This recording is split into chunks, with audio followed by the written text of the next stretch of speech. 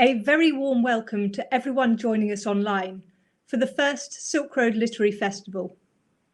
My name is Sophie Ibbotson, and I'm proud to be the festival director. Today's festival has been in development for the past 18 months, with dozens of people from all around the world contributing their time and their ideas to make it happen.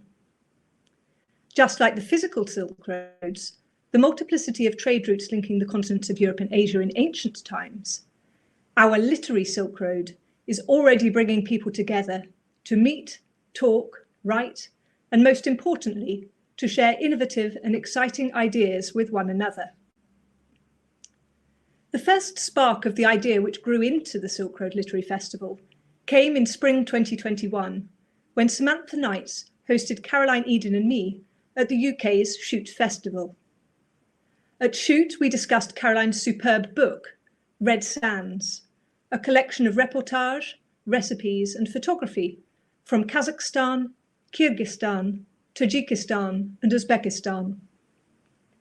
The event was really positively received, with a large and curious audience watching online from multiple countries.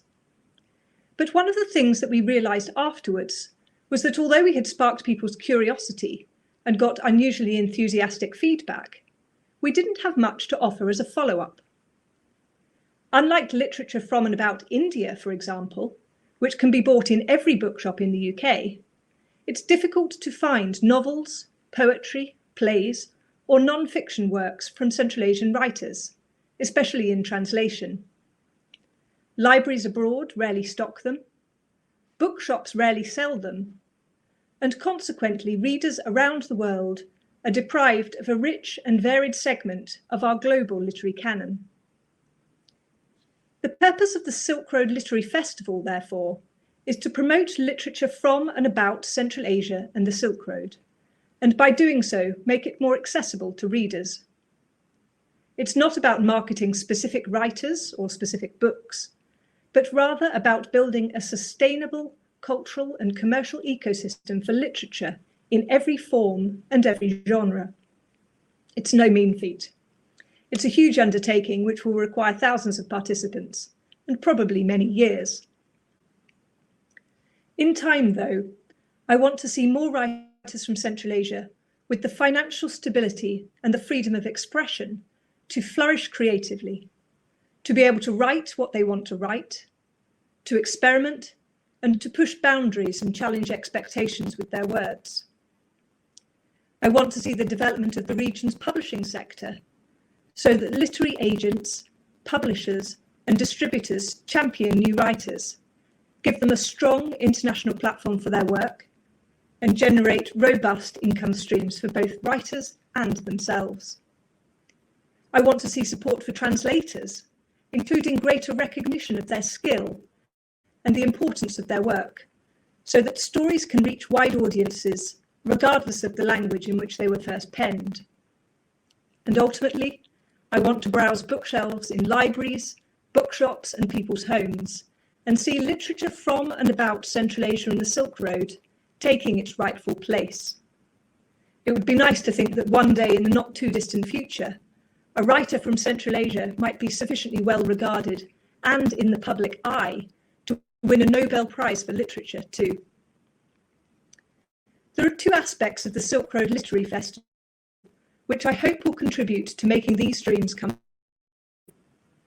Firstly, there are our technical workshops, which are designed to give writers and others working in literature and publishing the additional knowledge, skills, and professional connections they need to compete in an international environment.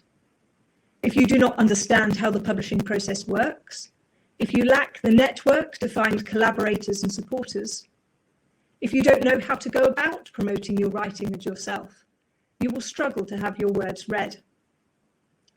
There are 3 of these professional development workshops in today's programme.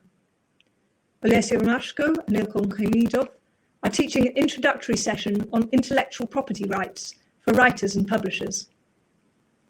Iram Faisal, Saida Azizova and Saida Rashidova will be discussing the Asian Women Writers Programme, which pairs women of Asian heritage with experienced mentors from the publishing sector so that they can develop their writing for publication. And in Qadirian context, translator and educator Mark Rees and Mazuna Qadiri will share their own experience of developing and using e-learning for public literacy, using literary materials from Central Asia.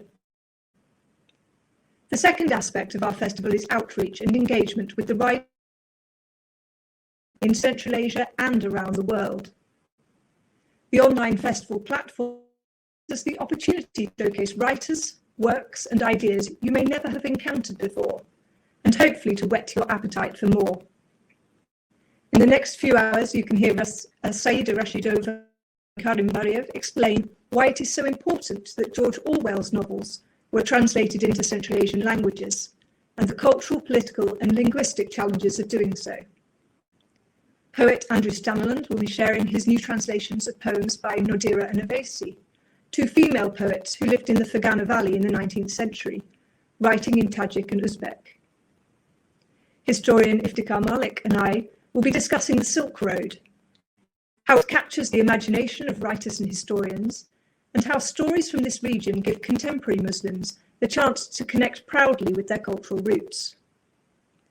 All the way from Brooklyn, Zora Saeed and Aybek Ahmedi are joining us to talk about Langston Hughes, the American poet, activist, and a leader of the Harlem Renaissance, who visited Turkestan in the 1930s and met with the Union of Writers. And last but not least, Shoot Festival Samantha Nights and Azam Abidov, poet, translator, and founder of the first Artists and Writers Residency Program in Uzbekistan, will be discussing why it's so important to have literary communities and how we can create and sustain them. Finally, before we start the first workshop, I would like to offer my sincere thanks to all those who have worked so hard to make today possible. This includes the festival's wonderful committee and trustees, who shared their ideas, advice, contacts and time to shape our programme. The teams at Maximum Exposure and Shoot Festival, who stepped up with funding and logistical support to make the online festival happen, and partners such as the British Council, the Royal Society for Asian Affairs, Asia Literary Agency, and the Embassy of Uzbekistan. Thank you all, and I hope you will enjoy what will be the first Silk Road Literature Festival of many.